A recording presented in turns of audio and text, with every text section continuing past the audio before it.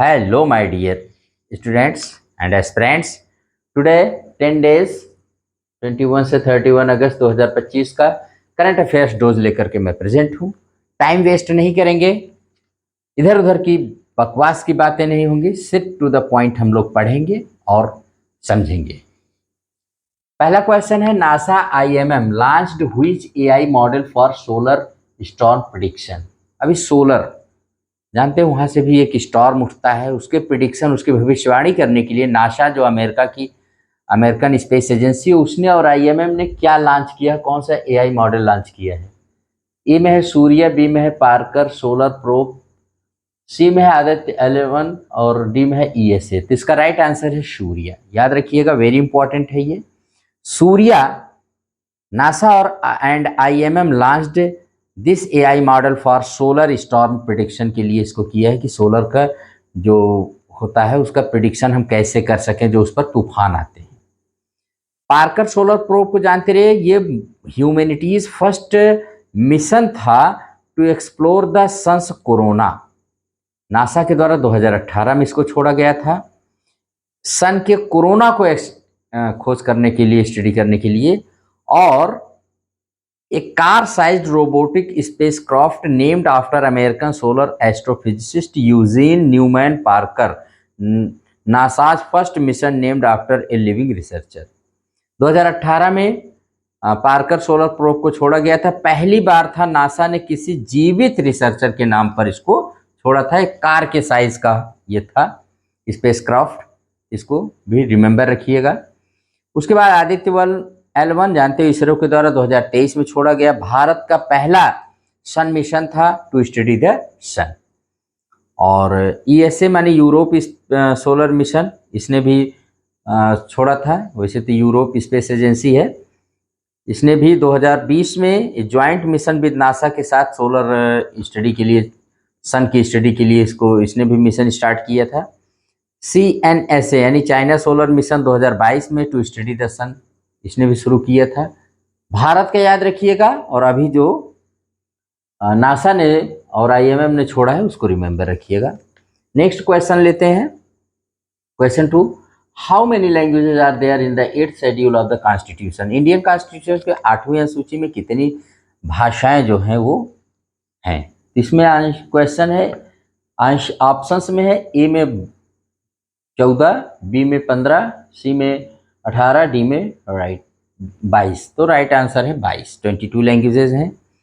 अब जानते हैं कि जब हमारे संविधान के शुरुआत में इसमें सिर्फ 14 भाषाएं थी, लेकिन 21वें अमेंडमेंट एक्ट 1967 में इसमें सिंधी भाषा को जोड़ा गया है, और 71वें अमेंडमेंट एक्ट 1992 कोंकणी, मणिपुर और नेपाली 3 भाषाओं को जोड़ा गया, जबकि 92nd अमेंडमेंट एक्ट 2003 के द्वारा इसमें 4 भाषाओं को जोड़ा गया, बोडो, डोगरी, मैथिली, संथाली। इस तरह से 8 भाषाएं इसमें और जोड़ दी गई, और ये 14, 8, 22 हो गई। अब इसका जिक्र अभी क्यों आया है, तो अभी हमारे लोकसभा जो स्पीकर हैं ओम बिरला जी ने कहा कि अब लोकसभा की, पार्लियामेंट की सारी कार्रवाई इन 22 भाषाओं में उपलब्ध होगी। अभी कौन सी 3 भाषाओं में इसको करने के बाद ये प्रक्रिया पूरी हो गई, तो कश्मीरी, कोंकणी और संथाली। इसमें मानसून सत्र भी जो हुआ है 2025 का, जो पार्लियामेंट सेशन स्टार्ट हुआ मानसून सत्र का, उसमें ओम बिरला जी ने इस बात की जानकारी दिया है, तो इसको रिमेंबर रखिएगा। अब तो इसको आप अच्छे से रिमेंबर रखिएगा, ठीक है। और यहाँ पर आपको official language versus classical language, देखिए official language according to article 343, Hindi is official language and Devanagari script is the official script of India. Bharat की राजकीय भाषा हिंदी है, और इसकी जो देवनागरी इसकी स्क्रिप्ट है। क्लासिकल लैंग्वेजेस क्या होती है, 2004 में गवर्नमेंट ऑफ इंडिया ने एक कैटेगरी क्लासिकल लैंग्वेज की बनाई to recognize and preserve their ancient literature, इनके एंशियंट हेरिटेज और लिटरेचर को प्रिजर्व करने के लिए। Presently 11 languages are classical language. कौन कौन सी, तमिल, सबसे पहले तमिल थी 2004 में, संस्कृत को 2005 में, कन्नड़ और तेलुगु को 2008 में, मलयालम को 2013 में, उड़िया को 2014 में, एंड मराठी, पाली, प्राकृतिक, आसमीज एंड बंगाली, इन सबको 2024 में क्लासिकल लैंग्वेजेस का दर्जा दिया गया है। तो टोटल क्लासिकल लैंग्वेज कितनी है भारत में? 11 है। और कितनी 8th शेड्यूल में कितनी कॉन्स्टिट्यूशनल लैंग्वेजेस हैं? तो वो कितनी है? 22 है। रिमेंबर रखिएगा। उसके बाद है question 3, when is world entrepreneurs day is observed या सेलिब्रेटेड? 21 अगस्त, 22 अगस्त, 23 अगस्त, 26 अगस्त? इसका राइट आंसर है 21 अगस्त। 21 अगस्त को ही वर्ल्ड एंटरप्रेन्योर्स डे मनाया जाता है। इसी दिन वर्ल्ड सीनियर सिटीजन्स डे भी मनाया जाता है। और इसी दिन तीसरा दिन एक दिवस है इंटरनेशनल डे ऑफ रिमेम्बरेंस भी मनाया जाता है। और 2025 की थीम है united by hope, collective action for victims of terrorism. इसको भी रिमेंबर रखिएगा। और 22 अगस्त को international day commemorating the victims of acts of violence based on religion और बिलीफ, इसको मनाया जाता है। और 22 अगस्त को ही मद्रास डे, जिसको आज चेन्नई कहते हैं, वो भी मनाया जाता है। 23 अगस्त को नेशनल स्पेस डे 2025 में दोबारा ये मनाया गया है। मिशन चंद्रयान 3 की सफलता के फलस्वरूप इसको मनाया जाता है। और 26 अगस्त को वीमेंस इक्वलिटी डे मनाया जाता है, क्योंकि वीमेंस को 26 अगस्त को ही वीमेंस को वोट राइट दिया गया था। और 26 अगस्त को ही इंटरनेशनल डॉग डे, कुत्ता दिवस मनाया जाता है भाई। श्वान दिवस अंतर्राष्ट्रीय। और 27 अगस्त को वर्ल्ड लेक डे मनाते हैं।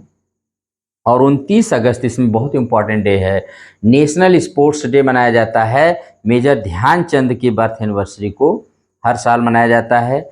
इनको हॉकी का विजार्ड ऑफ हॉकी कहा जाता है, हॉकी का जादूगर कहा जाता है। 2025 में इनकी 120वीं बर्थ एनिवर्सरी मनाई गई। इन्होंने 1928, 32 और 36 लगातार 3 बार ओलंपिक गोल्ड्स भारत को दिलाए थे हॉकी में। और इस बार की थीम है 2025 की नेशनल स्पोर्ट्स डे की, sports to promote peaceful and inclusive societies, sports to promote peaceful and inclusive societies. और 3 डे का national event under fit India mission start किया गया इसी स्पोर्ट्स डे पर, टू मेक इंडिया फिट। और इसके बाद है 30 अगस्त। 30 अगस्त को नेशनल स्मॉल इंडस्ट्री डे मनाया जाता है, यानी स्मॉल स्केल इंडस्ट्रीज जिनका रोल बहुत ज़्यादा होता है, चाहे वो इकोनॉमिक ग्रोथ हो, क्रिएशन हो, जॉब क्रिएशन हो, रूरल डेवलपमेंट हो। और 2001 से मनाया जाता है। इंटरनेशनल डे ऑफ द 30 अगस्त को international day of the victims of the enforced disappearances भी मनाया जाता है यूएन के द्वारा। ठीक है, इसमें जैसे बैक सरकार के द्वारा समर्थित जब किसी को डिसअपियर गायब कर दिया जाता है, तो उसके लिए यूएन इस डे को मनाता है। तो डे से रिलेटेड ये समाप्त हो गया। क्वेश्चन नंबर 4 है, नौखई फेस्टिवल इज फ्रॉम, कहाँ से है भाई? उड़ीसा, पश्चिम बंगाल, राजस्थान, हरियाणा। तो आप इसको जानते रहिए, कहाँ से? उड़ीसा से है। उड़ीसा में ही अग्नि 5 मिसाइल का भी सक्सेसफुल टेस्ट किया गया चांदीपुर में, डीआरडीओ भारत सरकार द्वारा। और उड़ीसा का ही ये एग्रीकल्चर फेस्टिवल है नौखई फेस्टिवल, इसको भी जानते रहिएगा। वेस्ट बंगाल इसमें था, तो वेस्ट बंगाल की जो चीफ मिनिस्टर ममता बनर्जी ने अभी श्रम श्री स्कीम को क्या किया, उन्होंने इनॉग्रेट किया है, लॉन्च किया है। और राजस्थान हरियाणा लिखे, इन दोनों राज्यों में यमुना वाटर पाइपलाइन प्रोजेक्ट को लेकर के दोनों के बीच में MOU, memorandum of understanding sign की गई है। और पंजाब में तो जान ही रहे हैं कि इस समय भयंकर बाढ़ आई है, पूरा पंजाब ही इससे परेशान है। और उसके बाद लास्ट क्वेश्चन है, 15th India Japan annual summit was held recently. अभी कहाँ इसको किया गया? जापान, सऊदी अरब, फ्रांस, चाइना। तो राइट आंसर जापान के टोक्यो शहर में, जो उसकी राजधानी है। और अभी इंडिया जापान ने 10 ईयर ज्वाइंट विजन प्रस्तुत किया है 2025 से 2035 तक का। और प्राइम मिनिस्टर ने पार्टिसिपेट किया इसमें, और उनको डारुमा डॉल गिफ्ट की गई है, जापान की बहुत मशहूर है डारुमा डॉल गिफ्ट।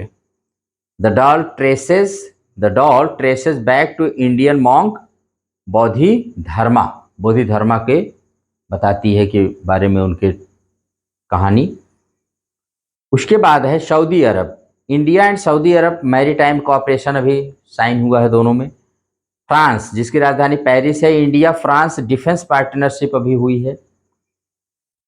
तियानजिन चीन का ये शहर है जहां पर अभी एससीओ समिट हेल्ड की गई और प्रधानमंत्री मोदी जी ने चाइना में माने जाकर के इसमें पार्टिसिपेट किए हैं। तभी दो देशों की यात्रा पर वो गए थे, जापान और China.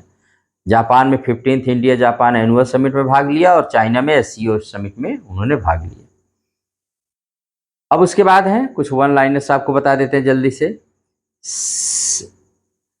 State energy efficiency index 2024 जारी किया गया है मिनिस्ट्री ऑफ पावर के द्वारा। इसमें बताया गया है कि महाराष्ट्र, आंध्र प्रदेश, आसाम, त्रिपुरा ये टॉप परफॉर्मर्स स्टेट हैं इन energy efficiency across 36 states and 8 UTs. जो हमारे 8 यूटीज हैं, 36 स्टेट्स है, उसमें टॉप 4 स्टेट्स हैं। कौन कौन? महाराष्ट्र, आंध्र प्रदेश, आसाम, त्रिपुरा, जिन्होंने एनर्जी एफिशिएंसी के एरिया में बहुत अच्छा कार्य किया है।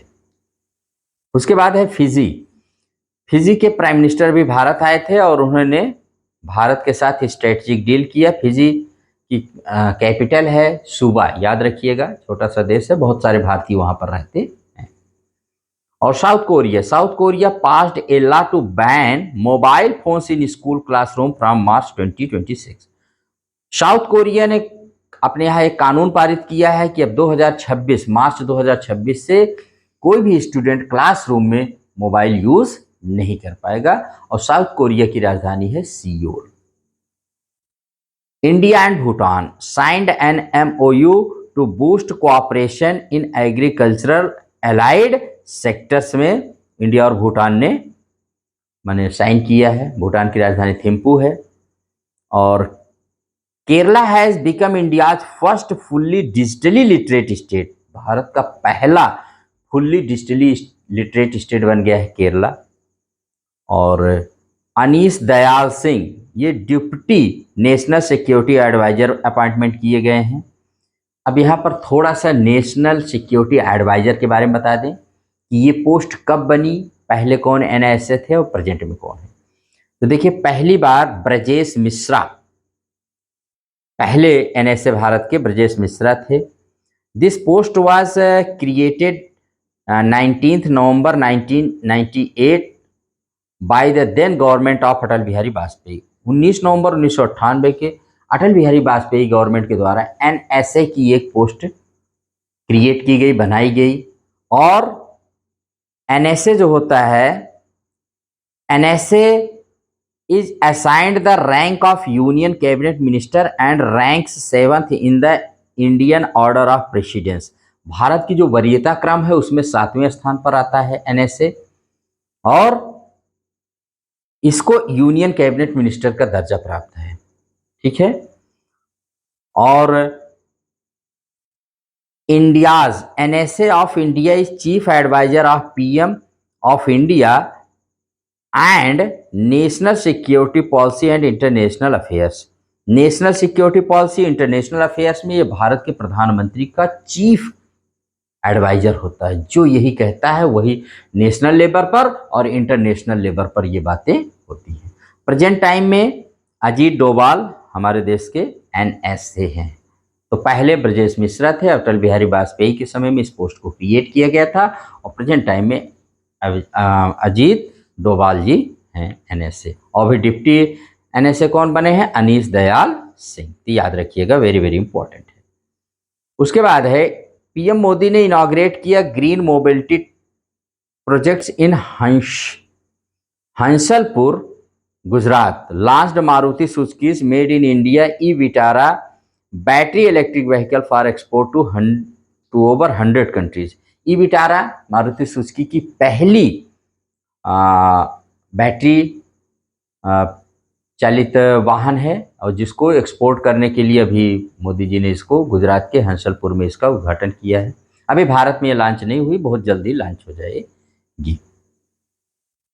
और Mirabai Chanu one the gold medal at the 2025 Commonwealth weight lifting champions जो अहमदाबाद में हुआ and also qualified for Glasgow 2026 Commonwealth games के लिए क्वालिफाई कर चुकी है मीराबाई चानू को, जानते रहिएगा। Dinesh K Patnaik appointed as India's high commissioner to Canada to restore the diplomatic ties by the 2023 Nijjar controversy. Nijjar controversy के बाद भारत और कनाडा के बीच रिश्ते खराब हो गए थे, लेकिन अब दिनेश के पटनायक को भारत ने अपना हाई कमिश्नर नियुक्त किया है कनाडा में। इसको भी रिमेंबर रखिएगा रिश्तों को सुधारने के लिए। और Neeraj Chopra secured second place at the 2025 Zurich diamond league final में इनको सेकेंड स्थान दिया गया है। किसको? नीरज चोपड़ा को। तो इस दौरान इतने समय में इतने ही इंपॉर्टेंट आपके करंट अफेयर्स थे, आप इनको खूब अच्छे से रिमेंबर रखिए, बार बार इनको पढ़िए, सुनिए और जानते रहिए। इन्हीं पर फोकस करिए, इन्हीं से रिलेटेड आप जानते रहिए, यही आपके लिए पर्याप्त होगा। अगर ये क्लास पसंद आए तो इसको लाइक एंड शेयर करिएगा। आर के सिंपल क्लासेस को लाइक एंड शेयर करिएगा। Thank you very much.